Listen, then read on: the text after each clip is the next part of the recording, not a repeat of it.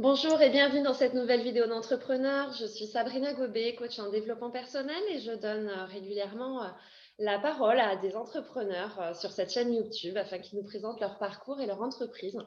Et aujourd'hui, j'ai le plaisir de recevoir Olivier Gély qui est à la tête de l'entreprise Payotte. Donc Olivier, bonjour. Bonjour, merci. Merci à vous d'avoir accepté cette invitation. Avec Et puis, plaisir. je vais de suite vous laisser la parole afin que vous nous présentiez votre parcours et votre entreprise. Et puis, on rebondira sur quelques questions au cours de cette Allez, interview. pas de Je vous écoute. souci. À vous. Moi je m'appelle Gilles Olivier, j'ai 36 ans. Voilà, je les ai fêtés il y a 3 jours. Et Bon du coup, anniversaire alors. merci. Je suis originaire de Saint-Paul-de-Fenouillet, c'est un petit village qui est à côté de Perpignan, à 40 km. Et donc, du coup, mes parents sont viticulteurs, donc mon frère aussi. Et moi, à 18 ans, j'ai décidé de partir J'ai repartir. Je ne vais pas aller très loin, hein. Je suis allé à Perpignan. Ah oui, Et mais du quand coup, même. j'ai commencé. Ouais, non, c'est à 40 km. Mais moi, c'était pas trop ma voie, là, donc la vigne. Et du coup, je suis parti. Je voulais être, bon, voilà, à 18 ans, c'est pas trop ce qu'on faisait. Et du coup, moi, j'ai travaillé pendant 15 ans dans le prêt-à-porter, donc dans une boutique de vêtements. Après, j'ai commencé, je rangeais les réserves, comme d'hab. Voilà, je faisais le début. Et après, j'étais responsable d'achat des boutiques. Donc, du coup, c'était assez passionnant. Puis, voilà, j'avais trouvé ma voie. Je trouvais que la mode, c'était cool. Donc, puisqu'on est jeune, je trouve ça bien. Et j'ai découvert beaucoup de choses à travers ce métier. Et c'est en fait, vu que moi, je suis de Perpignan et dans le sud, voilà, les espadrilles font vraiment partie de notre patrimoine culturel. Donc, autant que l'été que l'hiver, on met des espadrilles ou à la maison ou pour se balader. Je suis parti au travail avec un 41-43 parce que chez moi, j'ai une montagne d'espadrilles. Et du coup, c'est vrai, je suis parti un peu à la va-vite. Et je me suis retrouvé au travail avec un 41-43. Donc, c'était un peu compliqué la journée. Et le soir, je me suis dit, bon, je vais customiser mes paires d'espadrilles. Au moins, je retrouverai le soir le pied gauche et le pied droit. Ça sera plus facile. Et en fait, quand je suis arrivé au travail, tout le monde me demandait où c'est que j'avais acheté mes espadrilles. Et du coup, je leur ai dit, voilà, c'est moi qui les ai customisées avec du feutre, un petit peu de peinture, voilà, des choses comme ça. Et ils m'ont dit, tu peux m'en faire une paire, 10. Je commence à en faire 10, 20, 30, 40, 60. Et je me suis dit, franchement, le Il soir, y a je un suis truc. rentré. Ouais, je me suis dit, mais il faudrait que carrément, j'arrive à me faire une petite collection. Mais comment on fabrique des espadrilles? Donc, c'est vrai que quand on regardait dans les grandes surfaces où vraiment on trouvait des espadrilles, c'était souvent fabriqué en Chine. Et alors que c'était assez triste parce que du coup, les espadrilles, quand même, ça fait vraiment partie de notre patrimoine culturel. C'est français, il y a vraiment un savoir-faire. Et c'est vrai qu'on avait un peu de mal à trouver ça, à trouver ce produit-là autour de chez nous. Et du coup, j'ai tapé sur Internet, fabriquer des espadrilles. Du coup, je suis tombé sur une usine qui est à Moléon. Donc, c'est une usine ça fait à peu près 150 ans que ça existe, de génération en génération. Donc là, c'est Armand Marza qui est directeur de l'usine. Avec qui, donc, je me suis rendu là-bas. Donc, j'ai pris ma petite voiture, hop, je suis arrivé dans cette usine et je lui ai dit, voilà, j'aimerais créer une collection d'espadrilles avec, où j'ai vraiment la possibilité de lâcher ma créativité, de faire vraiment sur une matière assez différente des autres. C'est vous qui choisissez effectivement tous les modèles d'espadrilles. C'est ce qu'on dessine, nous on dessine tout à l'écran. D'accord. Donc, c'est ce que je faisais, je dessinais directement sur l'écran et on imprimait directement sur une toile de polyester. Donc, en fait, qu'on coupait sur une toile de coton pour avoir un meilleur confort et qu'après, on plaçait sur la semelle.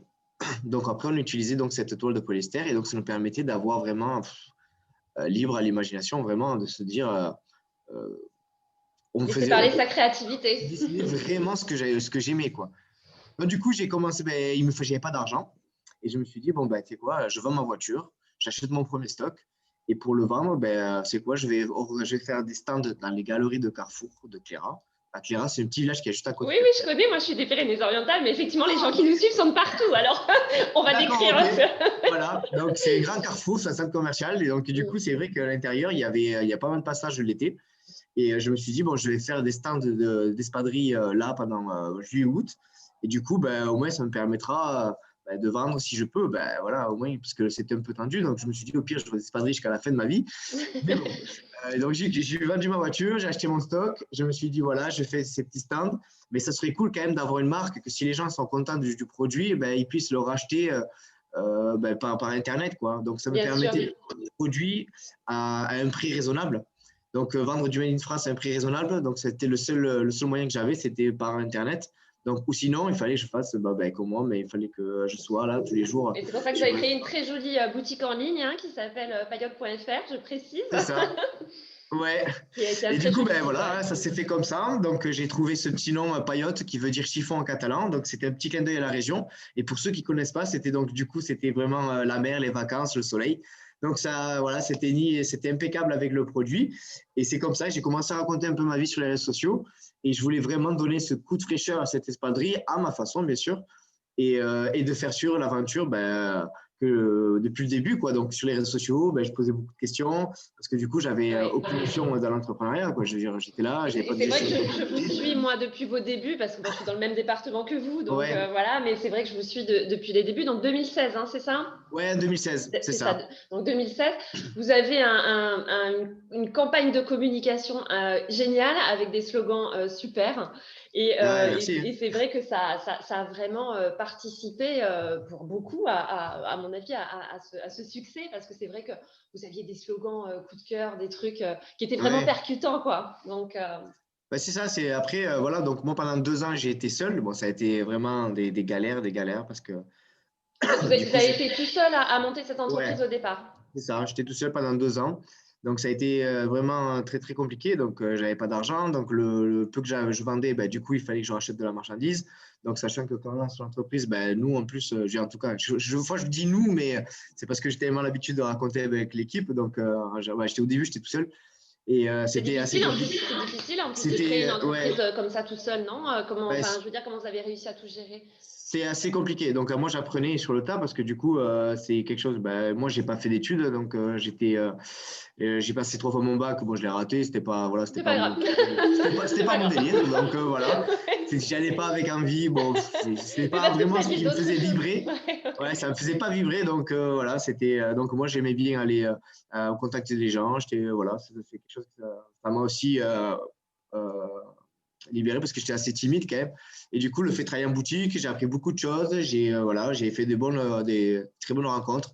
Voilà, c'était une bonne expérience et du coup, qui m'a aidé pour la suite. Et franchement, voilà. Donc après, quand j'étais tout seul, c'était très compliqué. Donc en fait, moi en plus, on vend des espadrilles, donc il faut des pointures, il faut de la place, il faut du stock. Le seul truc qui est cool, c'est que après, on vous l'envoyez par la poste, donc vous poussez dans une boîte à lettres. Ça, c'est assez cool quand même. Et puis moi, je me trouvais que c'était assez cool aussi. Ça ne me dérangeait pas de le samedi d'aller envoyer des colis au lieu de faire quelque chose qui ne me plaisait pas. Donc, voilà. Et donc ça, c'est pour vous. Voilà, ça ne me dérangeait pas. Donc après, moi, je ne connaissais rien au e-commerce. Donc, vendre sur Internet, je ne connaissais rien du tout. Donc, j'ai appris sur le tas. Le site Internet, j'ai tout dessiné et c'est une personne qui me l'a codé. Donc voilà, du coup, avec le peu d'argent que j'avais, donc j'économisais et j'essayais de faire au maximum d'économies et de faire attention à toutes les dépenses. Sachant que, comme je vous disais tout à l'heure, c'est vrai que l'espadrille, après, il faut de la place, il faut du stock. Donc, j'ai eu le stress quand j'ai dû prendre en fait un local parce que du coup, je n'avais pas le choix.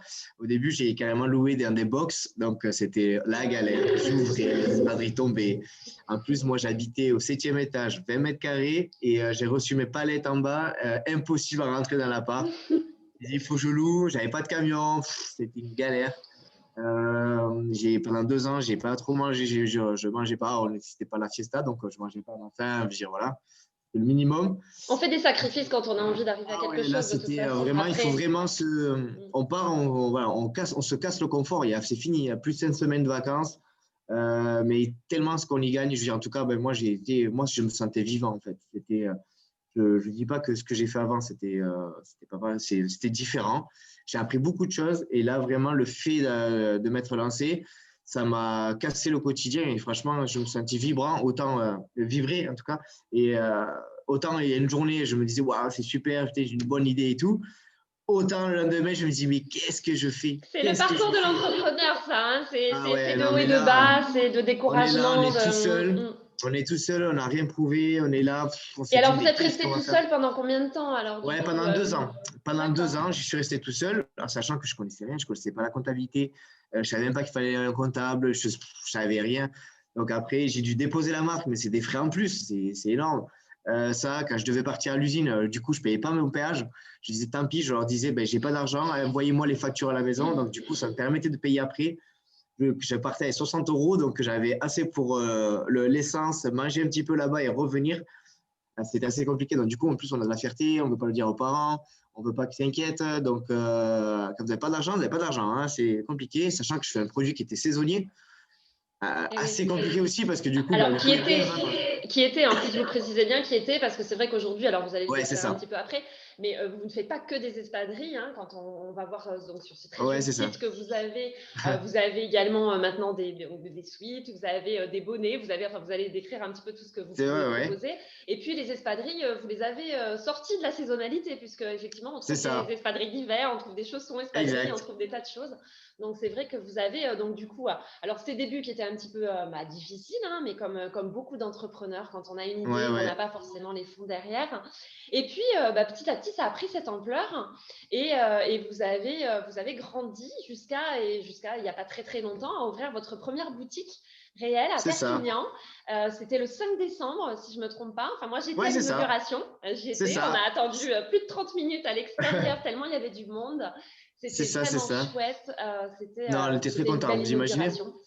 Voilà. C'était une étape. Moi, ça fait 4 ans que je lance ça comme ça. Je sais toutes les épreuves que j'ai. Vous avez toujours eu cette idée d'avoir une boutique réelle, hein, en plus de la boutique en ligne. Nous, c'est encore mieux parce que du coup, on s'est aperçu que après, quand on va sur Internet, c'est cool. Mais après, nous, on est très humains quand même. Moi, j'ai réussi à travers mon entreprise à savoir qui vraiment j'étais. Je veux dire, est-ce que j'aimais vraiment ce qui me faisait vraiment vibrer moi, j'adore l'humain et du coup, c'est vrai que tout se partage avec les clients, le fait de discuter et tout. Et puis moi, je viens aussi quand même, j'ai fait 15 ans de boutique, donc du coup, ça me manquait. C'est vrai que les réseaux sociaux, c'est sympa. C'est vrai que promiscuité avec la clientèle. C'est cool, mais c'est vrai quand même de parler avec les gens, c'est quelque chose qui me manquait et surtout d'avoir des retours. Parce que du coup, en vrai, des fois, voilà. Et puis, on n'a pas les mêmes clients non plus aussi. Il y a des gens qui aiment acheter sur Internet. Il y en a qui aussi qui aiment venir en boutique. Donc après, on n'a pas des boutiques partout. Pour l'instant, c'est la première qu'on a ouverte avec les clients. Donc, le but, c'est d'en ouvrir un peu partout en France. Alors justement, vous êtes en train de m'offrir le pont vers ma prochaine question, qui est que vous avez sans aucun doute des milliers de projets en cours. Alors, vous n'allez pas nous en parler de tous, mais ceux que vous pouvez partager avec nous aujourd'hui, quels sont les projets que vous pouvez communiquer aujourd'hui? Est-ce qu'il y a d'autres boutiques qui vont s'ouvrir?